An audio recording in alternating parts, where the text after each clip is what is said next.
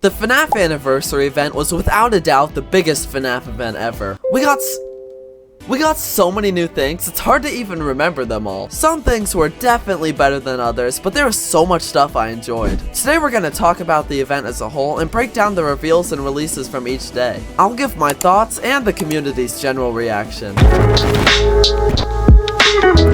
On the first day, we only got one thing, being the game My Pop Goes. This is a fan game that's part of the Fanverse initiative started by Scott Cawthon, which licensed fan games to be official FNAF spin-offs. If you were at my stream where I played this, you know I definitely have some mixed opinions. The game takes place in a little Pop Goes game console from the 80s or 90s, I don't know, I'm not old. You found this wonderful device in a box in your attic. And you can't help but play a few games. In the main mode, you have to keep Pop Goes fed, entertained, and hydrated while all these things actively deplete. You basically just use two keys to go side to side, balancing each resource. I found this mode entertaining enough. It wasn't the most interesting thing, but the last couple nights definitely kept me engaged. If you beat only this mode like I did, you get what I assume is the main ending, where you get stuffed inside the box that you found the console. Besides this main mode, there are a few other mini games. In fishing, you have to carefully catch the fish that match the one it gives you without hitting anything else or the bottom. I found this game super difficult and boring, so I didn't play it for too long. In Topping Juggle, you have to bounce food across the screen without letting it fall to the ground. This game was extremely boring as well, and the animation was super choppy and hard to understand. Longest Pop Goes may be my least favorite minigame. It's basically the classic Snake game, like the one you play on Google, but they messed this one up really bad. You can't actually choose the direction you want to go, since every minigame only uses two keys. Instead, every time you press a key, it changes direction. These controls made the game so hard and uncomfortable to play, I hated playing this. My favorite minigame was Pest Control. Bugs would come at you from both sides of the screens. They had different patterns of key, and you'd have to press the right keys before they reach you. This game was actually super fun, and I spent a while playing it. The last minigame is just whack-a-mole, so I don't want to talk about it. It's alright. Overall, I think this game really suffers from being trapped on this one screen. It only really works in the main mode, and it makes all the games look the same. There are two other backgrounds you can unlock, but it doesn't make a big difference. For $5, I honestly wouldn't say this game's worth it. I got very little playtime from it, and I can't imagine I'll ever play it again. We also got a small teaser for the second FNAF movie today, being Mangle's Torso. This wasn't too exciting, but it was good to know we actually would be getting movie stuff throughout the week. Day 2 only had one release, but it was much better. We got the demo for the upcoming remake of The Joy of Creation. This game is also part of the Fanverse initiative, and as someone who never played the original games, I wasn't sure what to expect, but I was absolutely blown away by this game. It takes place inside your home as you attempt to survive the night while being, you guessed it, hunted down by animatronics. You have to find Freddy in one of the hiding spots and flash your light at him. You check for him on the camera monitor. You have to watch out for Foxy, who will attack you if you don't look at his eyes on the camera, and Bonnie, who will punch your camera right out if you look at him. Towards the second half of the night, Chica will start coming out of the roof, and you have to find all of her cupcakes hiding around the room and flash them. While all this is happening, you have to find batteries around the room and keep your flashlight and main power charged.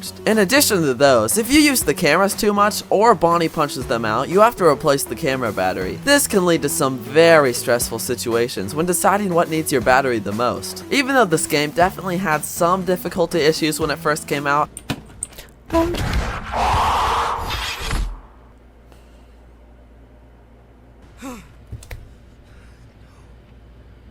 I still had a really fun time playing it. It was super scary, and I actually felt motivated to beat the night. All of this is only the demo for night 3, so I can't even imagine how great this game is going to be once all the nights are implemented.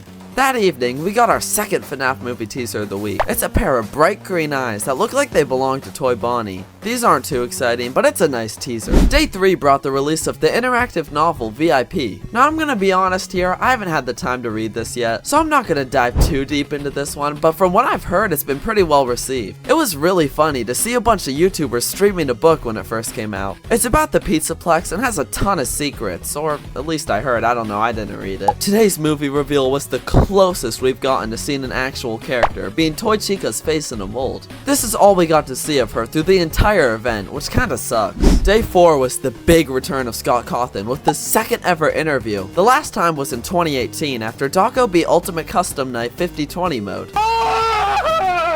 A lot in the franchise has changed since then, and it was really nice to hear about it. I'd recommend giving this a listen when you have the chance. Some of the main things they talked about were the difficulties of making the movie, what it's been like working with Steelwool, and some future plans. He also revealed what's in the FNAF 4 box after all these years. Well, kinda. He said he never actually really decided. So right now, there's nothing. He also shared a really sad story about how he freaked out after seeing the poor critics reviews for the FNAF movie. I think this interview definitely made for a good day, and I'm pretty happy with how it turned out. Today's movie reveal was without a doubt the biggest yet, being a good look at Toy Bonnie's face shell thingy. Although we'll get a much better look at Bonnie a few days down the line, this picture was really exciting when it came out. What happened on August 5th will probably go down in the FNAF history books. It was announced that a mystery collab would be revealed on this day. The minute it was announced, the hype started building. Most of the community agreed it would either be Dead by Daylight or Fortnite. Pretty early that morning, Scott tweeted to keep an eye out on a different account. Everyone waited patiently for hours and hours until finally we got something. The clothing brand Cloak updated their website to have a big 3 on the home screen. When you brightened this, it turned into basically every Freddy Fazbear. This made everyone immediately conclude Cloak was the mystery collab that had been hyped up for months. To say this sent the community into an outrage would be an understatement. I can't lie, even I made a hate video on this. It's just some random clothing brand that they've already collaborated with, but I need to crank 90s and hit the green.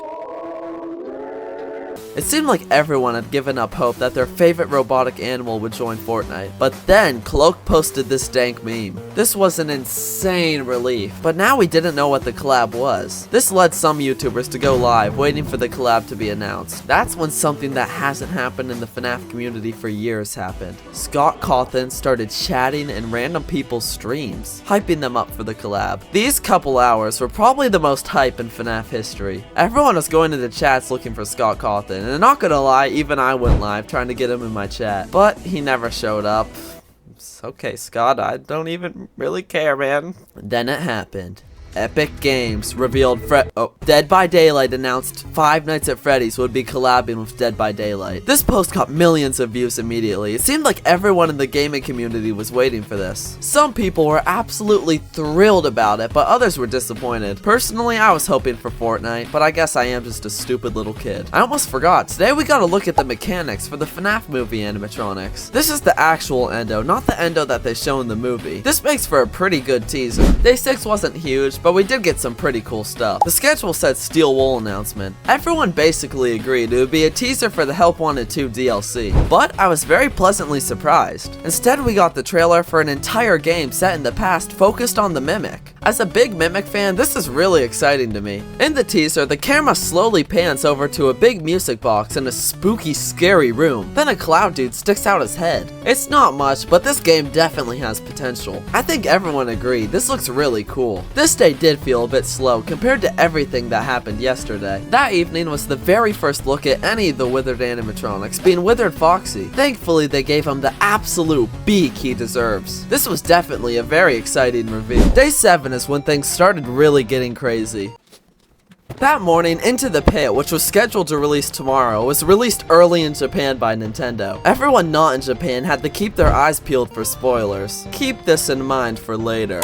The 5 Laps at Freddy's demo was scheduled to release today. I didn't get much playtime in the game, but from what I did, I wasn't a huge fan. The models and textures look really cheap and basic to me. It doesn't really feel like any time or effort was put into it. More like they added some FNAF stuff to a racer preset. This idea has potential, but I think it was just really poorly executed. This is just the demo though, so things could definitely change for the better before the final release. The community was very excited about the lore drops in this game though. So, remember how Into the Pit got leaked in Japan? Well, Scott, being the guy he is, decided to just bite the bullet and release the game a day early. This happened while everyone was still playing the 5 Laps demo, so it was super hectic. Scott used to always do this kind of stuff with the original game, so it's really fitting for this game that's meant to celebrate the anniversary. The hype was absolutely through the roof. I streamed the game that night, and I have to say, it's probably some of the most fun I've ever had playing Five Nights at Freddy's. I read the book it was based on when it came out, so I remember the main beats of the story, but what they did was super entertaining. The detailed pixel style is unlike any game I've ever played. It all looks so cool, especially the cutscenes. Getting to see the pizzeria active and full of people is something I've always wanted from a Five Nights at Freddy's game. In this game, you are surviving Throughout the nights, you save kids and fight off the animatronics. And Spring Bonnie, whatever he is. This game's perfect for the anniversary, but it's in a pizzeria that's super similar to FNAF 1. I don't want to spoil too much of this game, since it will be coming to basically every platform in the next month. I'd seriously recommend giving this game a try. It's the perfect game for an event like this, and I think it will hold up for a long time. This was probably the best day of the entire event. Today's movie reveal was a look at Withered Bonnie. This was certainly a solid teaser, showing how big these guys will be. Now we made it to the final day, day 8, the big anniversary itself. Since Into the Pit was planned to release today, there was nothing lined up on the schedule. That meant Scott had to pull something out of his Fazbear hat. Throughout the day, Scott reposted fan art and old iconic FNAF videos. It was pretty cool seeing how many people this simple little game affected. That night, Scott posted 4 scripts. One of them was real, and the other 3 were completely made up for this event. Now it's just up to our best guess. In the first script, Vanessa, Abby, and Toy Chica are getting tortured by something. Then Vanessa and Toy Chica correctly enter a secret code which releases them. Yeah, this one seems pretty fake to me. The second script has 2 military people talking. They say the animatronics at Fazbear's are actually military-grade weapons, and they're being studied for their magical ghost kid properties. Again, this seems very fake to me. In the third script, Mike and Abby are talking about a story where a kid with a really bad disease has to have all of his plushies burned. Then Abby says, "These plushies are dangerous too, someone should burn them." This is probably referring to plushies owned by the kids who were killed at Freddy's. I feel like there's actually a pretty good chance this script is real. It feels like something that would happen in the movie. The final script is really quite odd. There's a man that brings his 2 kids into abandoned Freddy's. There's a carousel sitting in the middle of the room, and it has Freddy, Bonnie, Chica, Foxy, a gator, a wolf, and a hippo. They walk to the center of the carousel and enter through a door. There's a spiral staircase going into the ground inside. I'd say this is the second most realistic one. The writing seems very real, but the whole thing kinda confuses me.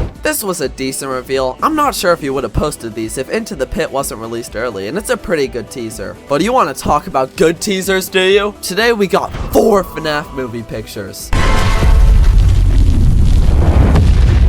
The first has a few withered animatronic heads lined up. First is Withered Chica, and next to her is Withered Freddy. Next to him is Foxy again. Next picture is Mangle's head. This is pretty exciting, and so far Yes's head is looking great. Toy Freddy is next. Both him and Mangle have weird eye things sticking out. I'm wondering what this is used for. We can also see a toy animatronic hip piece behind him. The final teaser is my favorite one from this entire event. It's our first look at a kinda almost complete Toy Bonnie animatronic. Seeing all the pieces that have been teased in the past images put together looks so good. Overall, I'd say this is one of the best FNAF events ever. Getting to come home every day and make videos about this was truly such an awesome experience that I don't think I'll ever forget. But wait, the celebration isn't over quite yet. At the end of this month, me and some of my other YouTuber friends will be at PAX West. They're celebrating Freddy's 10th birthday there with a birthday party. Expect a ton of videos about the event, and if you see me there, make sure to say hi. Oh my god, my voice.